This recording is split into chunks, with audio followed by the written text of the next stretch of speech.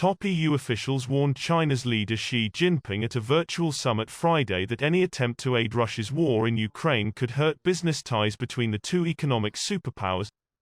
The EU and US worry that Beijing's failure to condemn the invasion means it could be willing to help the Kremlin sidestep the impact of sanctions or even supply hardware to aid the war effort. No European citizen would understand any support for Russia's ability to wage war. Moreover, it would lead to major reputational damage for China here in Europe. European Commission Chief Ursula von der Leyen said, "The business sector is watching very closely the events and evaluating how countries are positioning themselves. This is a question of trust, of reliability and of course of decisions on long-term investments." Von der Leyen insisted that China has an influence on Russia and therefore we expect China to take its responsibility to end this war and that Russia comes back to a peaceful negotiated solution.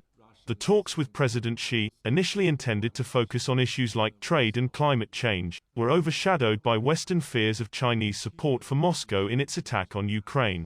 Chinese state media reported that Xi told the EU the two sides should play a constructive role on China-EU relations and major issues concerning global peace and development, as well as provide some stabilizing factors to a turbulent world. "We hope that the EU can form its own perception of China, pursue its own independent policy towards China," Xi was reported to have said. A Chinese foreign ministry official said after a first round of talks involving Premier Li Keqiang that the two sides agreed to work together to maintain peace, stability and prosperity in the world. The EU's relations with its largest trading partner had already been battered by tensions ahead of Moscow's assault on Ukraine, and the annual summit was skipped last year as ties frayed. The exchange of tit-for-tat sanctions over the plight of China's Uyghur minority, followed by Beijing's trade coercion of EU member Lithuania over Taiwan, soured the mood.